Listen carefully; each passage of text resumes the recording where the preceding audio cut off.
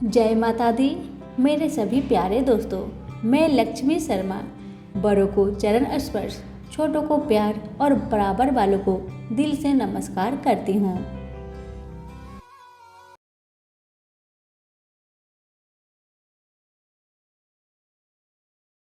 कार्तिक मास में सुनी जाने वाली गंगा नहान की कहानी इस प्रकार से है कि एक समय शिवजी महाराज पार्वती के साथ हरिद्वार में घूम रहे थे।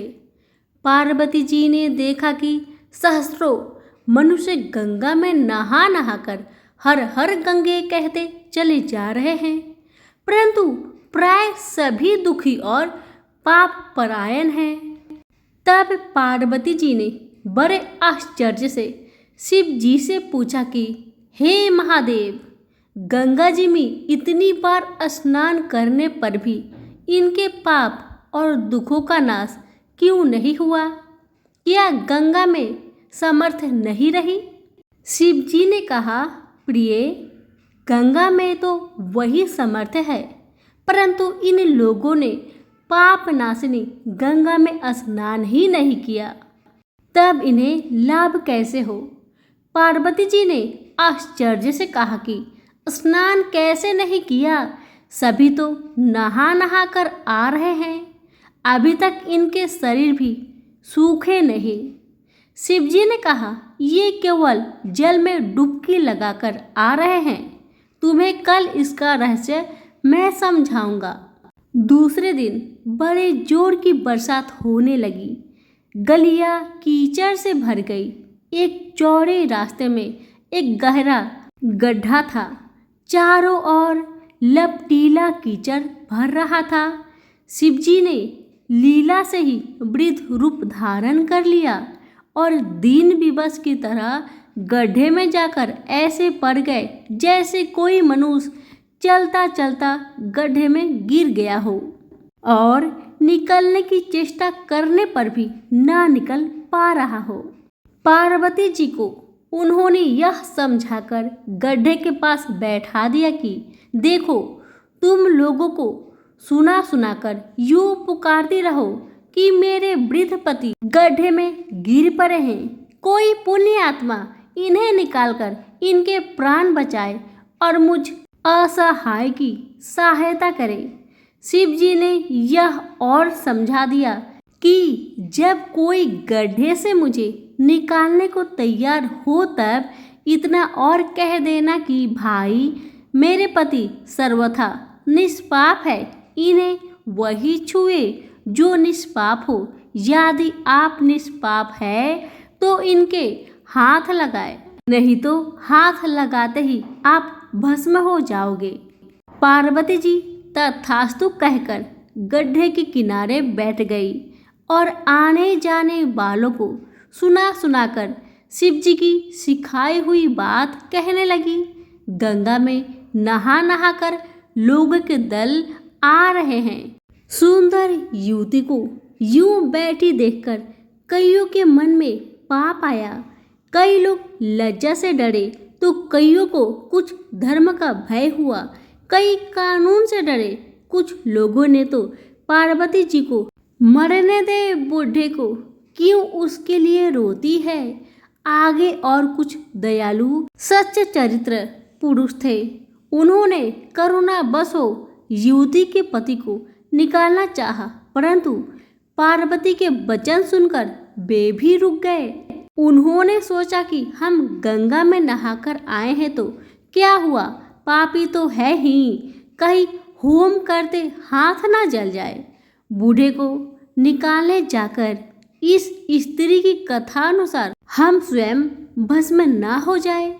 किसी की साहस नहीं हुआ। सैकड़ों आए, सैकड़ों ने पूछा और चले गए। संध्या हो चली। शिवजी ने कहा, पार्वती, देखा आया कोई सच्चा हृदय से गंगा नहाने वाला। थोड़ी देर बाद एक जवान हाथ में लोटा लिए हर हर गंगे करता हुआ निकला। पार्वती ने उसे भी वही बात कही। युवक का हृदय करुणा से भर आया। उसने शिवजी को निकालने की तैयारी की, पार्वती ने रोक कर कहा कि भाई, यदि तुम सर्वथा निष्पाप नहीं होगे तो मेरे पति को छूते ही जल जाओगे। उसने उसी समय बिना किसी संकोच के दृढ़ निश्चय के साथ पार्वती जी से कहा, माता, मेरे निष्पाप होने में तुझे संदेह क्यों होता है? देखती नहीं मैं अभी गंगा नहाकर आया हूँ। भला गंगा में गोता लगाने के बाद भी कभी पाप रहते हैं? मैं तेरे पति को अभी निकालता हूँ।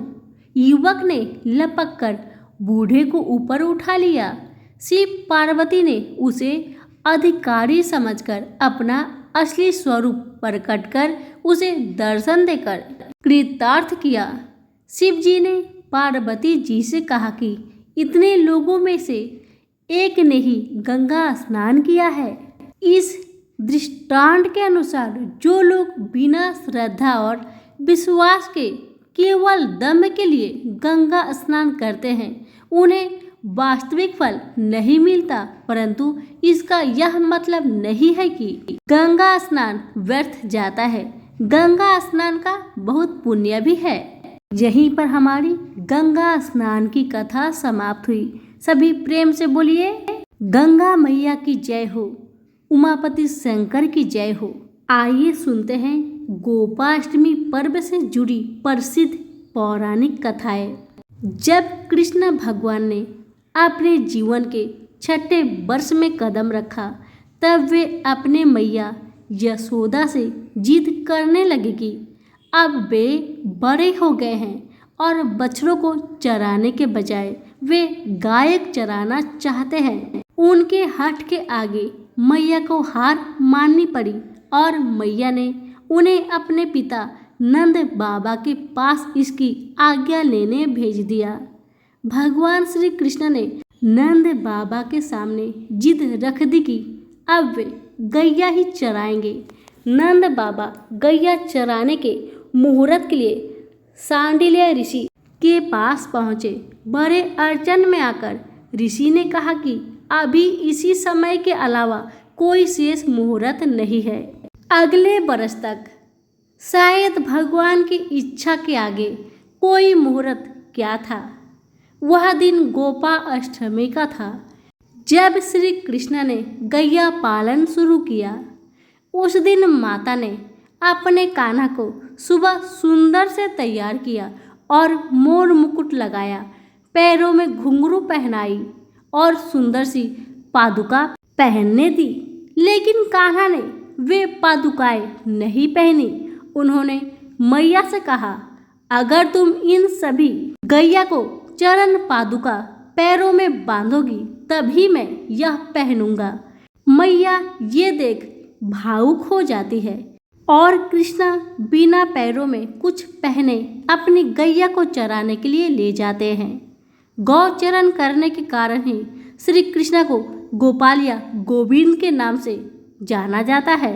दूसरी पौराणिक कथा के अनुसार ब्रिज में इंद्र का प्रकोप इस तरह बरसा कि लगातार बारिश होती रही, जिससे बचने के लिए श्री कृष्ण जी ने 7 दिन तक गोवर्धन पर्वत को अपनी छोटी उंगली से उठाए रखा। उस दिन को गोवर्धन पूजा के नाम से मनाया जाने लगा। गोपा अष्टमी के दिन ही स्वर्ग के राजा इंद्रदेव ने अपनी हार स्वीकार की थी, जिसके बाद श्री कृष्ण ने गोवर्धन पर्वत को अपनी उंगली से उतारकर नीचे रखा था। भगवान कृष्ण स्वयं गौ माता की सेवा करते हुए गाय के महत्व को सभी के सामने रखा। गौ सेवा के कारण ही इंद्र ने उनका नाम गोविंद रखा। तीसरी पौराणिक कथा के अनुसार गोपा अष्टमी से जुड़ी एक बात और है कि राधा भी गाय को चराने के लिए वन में जाना चाहती थी, लेकिन लड़की होने के वजह से उन्हें इस बात के लिए कोई हाँ नहीं करता था। जिसके बाद राधा को एक तरकीब सूझी। उन्होंने ग्वाला जैसे कपड़े पहने और वन में श्री कृष्ण के साथ गाय चराने चली गई। आइए अब जानते हैं गोपा अष्टमी की पूजन विधि। सुबह ही गाय और उसके बछड़े को नहलाकर तैयार किया जाता है, उसका श्रृंगार किया जाता है, पैरों में घुंघरू बांधे जाते हैं, अन्य आभूषण पहनाए जाते हैं, गौ माता के सींगों पर चुनरी का पट्टा बांधा जाता है। सुबह जल्दी उठकर स्नान करके गाय चरण स्पर्श किए जाते हैं। गाय माता की परिक्रमा भी की जाती है। सुबह गायों की परिक्रमा कर उन्हें चराने बाहर ले जाते हैं। इस दिन गौ वालों को भी दान दिया जाता है। कई लोग इन्हें नए कपड़े देकर तिलक लगाते हैं। शाम को जब गाय घर लौटती है तब फिर उनकी पूजा की जाती है। उन्हें अच्छा भोजन दिया जाता है। खास तौर पर इस दिन गाय को हरा चारा, हरा मटर एवं गुड़ खिलाया जाता है। जिनके घरों में गाय नहीं होती है वे लोग गौशाला जाकर गाय की पूजा करते हैं। उन्हें गंगा जल, फूल चढ़ाते हैं, दिया जलाकर गुड़ खिलाते हैं। गौशाला में खाना और अन्य सामान का दान भी करते हैं। औरतें कृष्णा जी की भी पूजा करती है, गाय को तिलक लगाती है। इस दिन भजन किए जाते हैं, कृष्णा पूजा भी की जाती है। कार्तिक शुक्ल देव प्रबोधिनी एकादशी की व्रत कथा। दीपावली के पश्चात कार्तिक शुक्ल एकादशी को देवोत्थान या देवोत्थान होता है। इस दिन सारे घर को लीप पोत कर साफ करना चाहिए। आंगन में खारिया मिट्टी और गेरू से रंगोली काढ़नी चाहिए। आंगन के बीचों बीच या फिर एक ओखली में गेरू से चित्र बनाकर पूरी, पकवान, मिष्ठान, बैर, सिंघारे, ऋतुफल और गन्ना उस स्थान पर रखकर एक परात अथवा डालिया से ढक दिया जाता है तथा एक दीपक भी जला दिया जाता है। रात्रि में परिवार के सभी सदस्य देवताओं की भगवान विष्णु सहित पूजा और भजन कीर्तन करते हैं। इसके साथ ही घड़ियाल बजाकर या थाली बजाकर इस प्रकार कहे, उठो देवा, बैठो देवा, अंगुड़िया चटकाओ देवा। कुछ धार्मिक व्यक्ति देवोत्थान के दिन तुलसी और शालिग्राम के विवाह का आयोजन भी करते हैं। तुलसी के वृक्ष और शालिग्राम की यह शादी पूरे धूमधाम से उसी प्रकार की जाती है जिस प्रकार सामान्य कन्या का विवाह होता है। जिन दाम्पतियों के कन्या नहीं है वे तुलसी का विवाह करके कन्यादान का पुण्य प्राप्त करें, यह शास्त्रों की आज्ञा है।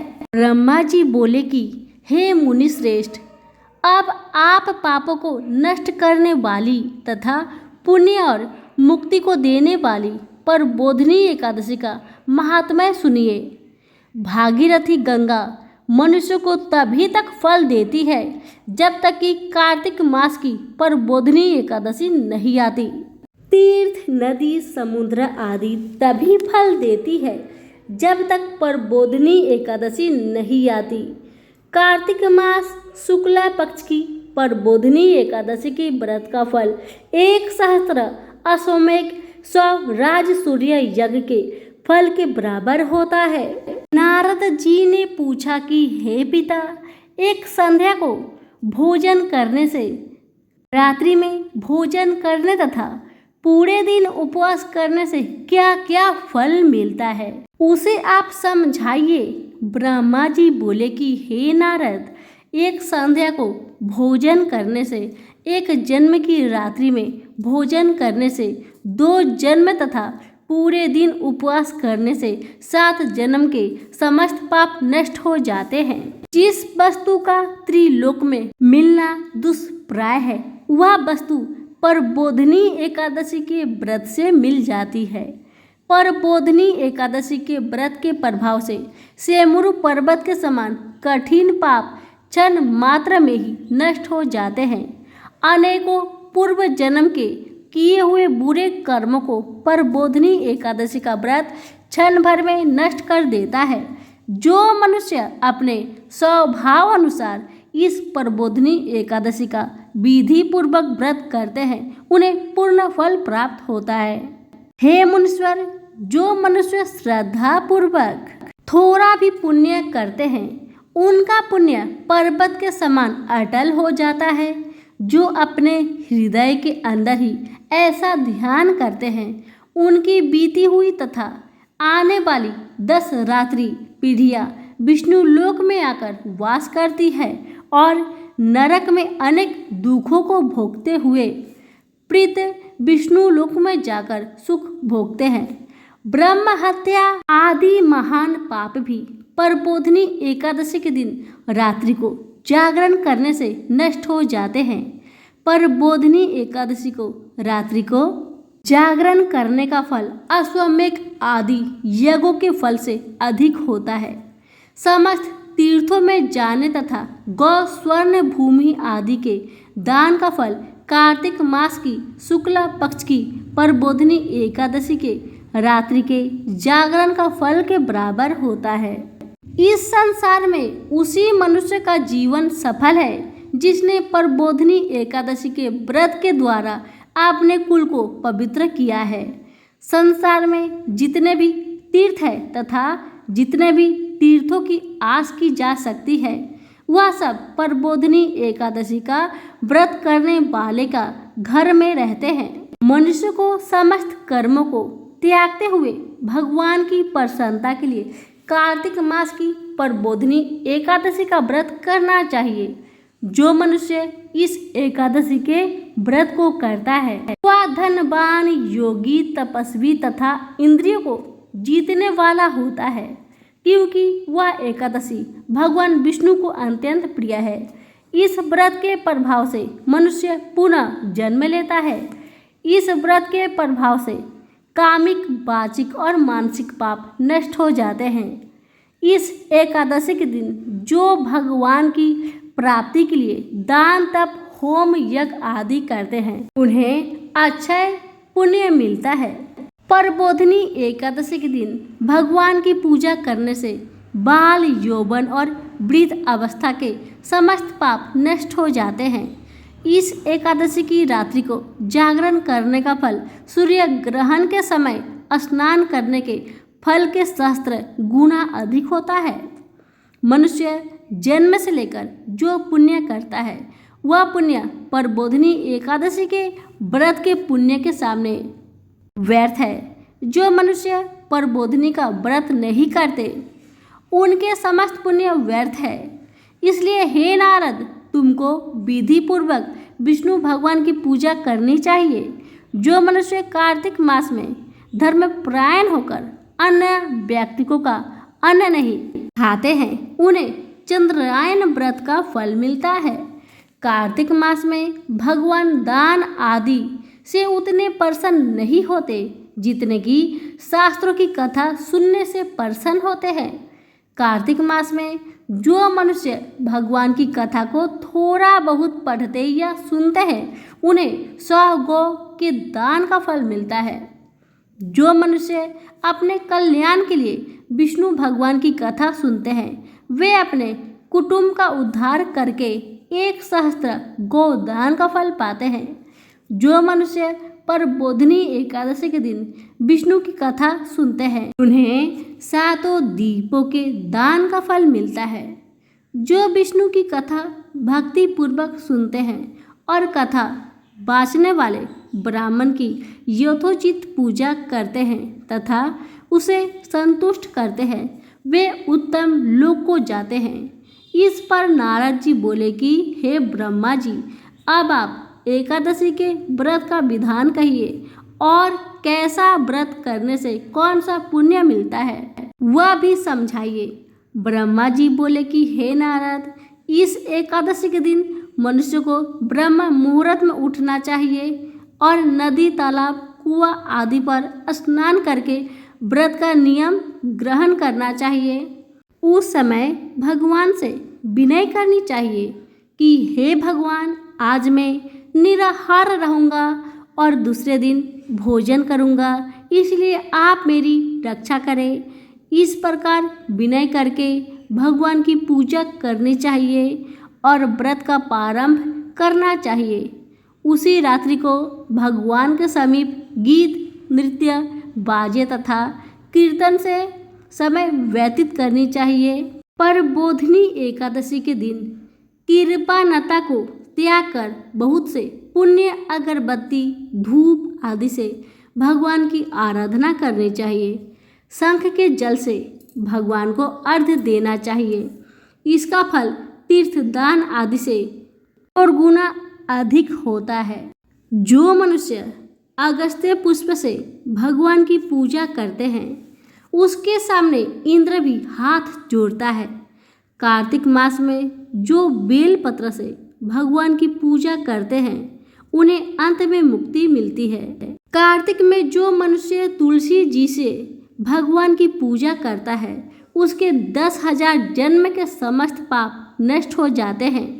जो मनुष्य इस नाम में श्री तुलसी जी के दर्शन करते हैं या छूते हैं या ध्यान करते हैं या कीर्तन करते हैं या रोपण अथवा सेवा करते हैं वे 1000 कोटि युग तक भगवान के घर में रहते हैं। जो मनुष्य तुलसी का पेड़ लगाते हैं उनके कुटुंब में जो पैदा होते हैं वे प्रलय के अंत तक विष्णु लोक में रहते हैं। जो भगवान की कदम पुष्प से पूजा करते हैं वह यमराज के दुखों को नहीं पाते। समस्त मनोवांछाओं को पूजा करने वाले भगवान कदम पुष्प को देखकर अत्यंत प्रसन्न होते हैं। यदि उनकी कदम पुष्प से पूजा की जाए तो फिर बात ही क्या है। जो गुलाब के पुष्प से भगवान की पूजा करते हैं उन्हें मुक्ति मिलती है। जो मनुष्य बकुल और अशोक के फूलों से भगवान की पूजा करते हैं वह अनंत काल तक शोक से रहित होते हैं। जो मनुष्य विष्णु भगवान की सफ़ेद और लाल कनेर के फूलों से पूजा करते हैं उन पर भगवान अत्यंत प्रसन्न होते हैं। जो मनुष्य विष्णु भगवान की ध्रुवा दल से पूजा करते हैं वे पूजा के फल से 100 गुना फल अधिक पाते हैं। जो भगवान की समी पत्र से पूजा करते हैं वे भयानक यमराज के मार्ग को सरलता से पार कर जाते हैं। जो मनुष्य चंपक पुष्प से भगवान विष्णु की पूजा करते हैं वे आवागमन के चक्र से छूट जाते हैं। जो मनुष्य स्वर्ण का बना हुआ केतुकी पुष्प भगवान पर चढ़ाते हैं उनके करोड़ों जन्म के पाप नष्ट हो जाते हैं। जो मनुष्य भगवान की पीले और रक्त वर्ण कमल के सुगंधित फूलों से पूजा करते हैं उन्हें श्वेत दीप में स्थान मिलता है। इस प्रकार रात्रि में भगवान की पूजा करके प्रातःकाल शुद्ध जल की नदी में स्नान करना चाहिए। स्नान के पश्चात भगवान की प्रार्थना करते हुए घर आकर भगवान की पूजा करनी चाहिए।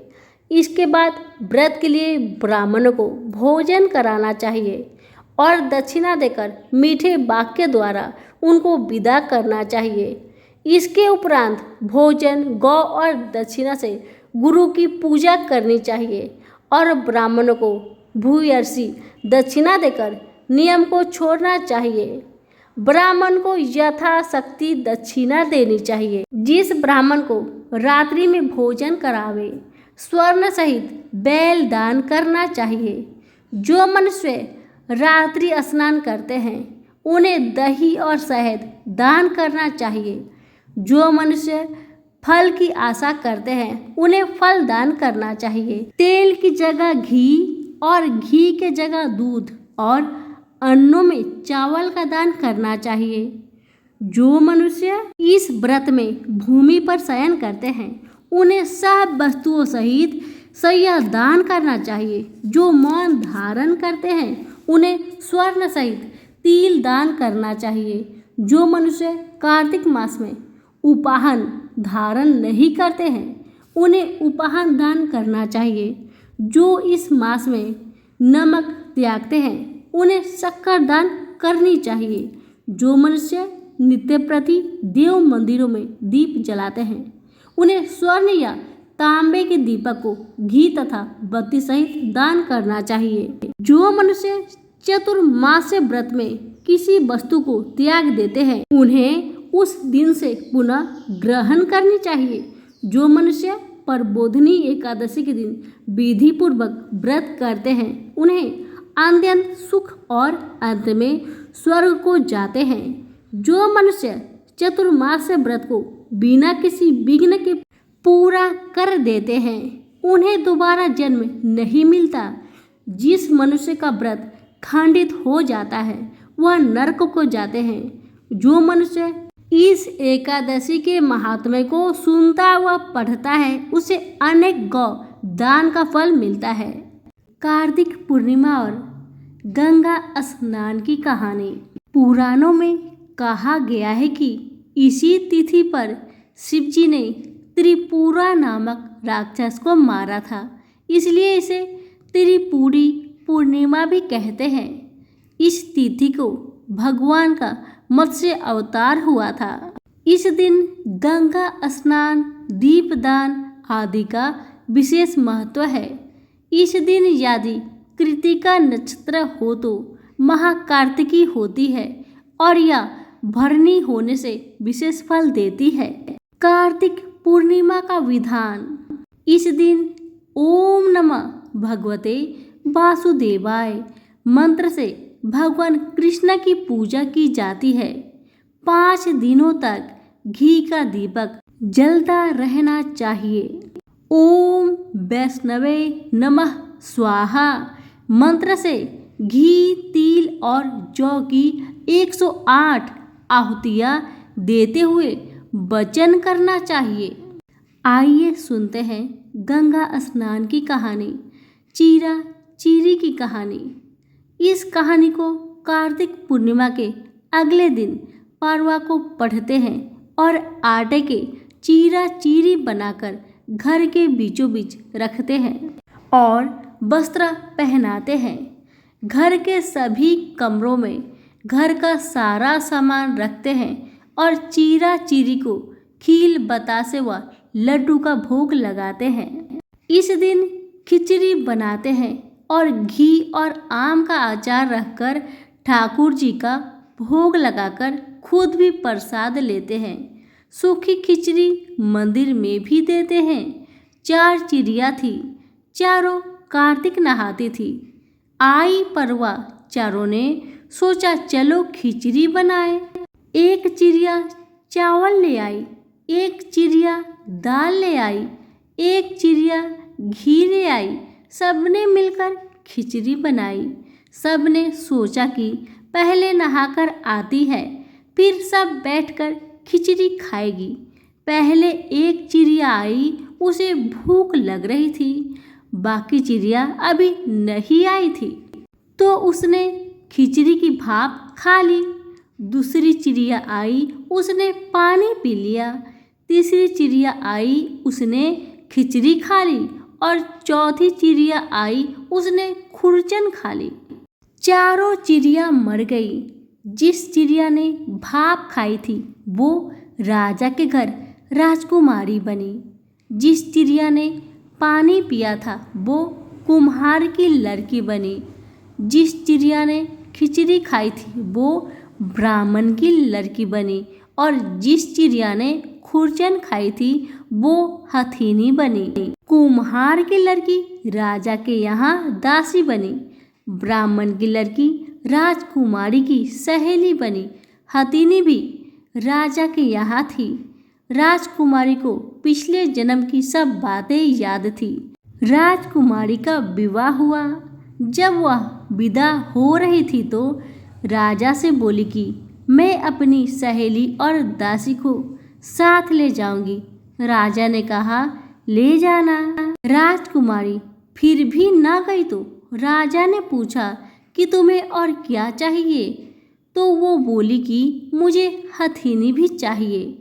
राजा ने नौकर भेजे कि पर वह हथिनी नहीं उठी। राजकुमारी खुद उसके पास गई और उसके कान में पिछले जन्म की बात कही, जिसे सुनकर हथिनी उठकर खड़ी हो गई। राजा यह सब देख रहा था। वह तलवार लेकर खड़ा हो गया और बोला कि बता तू कौन है और तू हथिनी से क्या बात कर रही थी। सच सच बता, नहीं तो तेरा सिर काट दूंगा। राजकुमारी ने राजा को पिछले जन्म की सारी बात बता दी। राजा ने कहा कि कार्तिक नहाने और गंगा स्नान का इतना फल होता है तो हम भी जोरे से कार्तिक नहाएंगे और खूब दान पुण्य करेंगे। आज की कथा यहीं पर समाप्त हुई। सभी प्रेम से बोलिए लक्ष्मी नारायण की जय हो। कथा पसंद आने पर लाइक शेयर कमेंट जरूर करें और हमारे चैनल के साथ जुड़े रहें। आप सभी का बहुत बहुत धन्यवाद।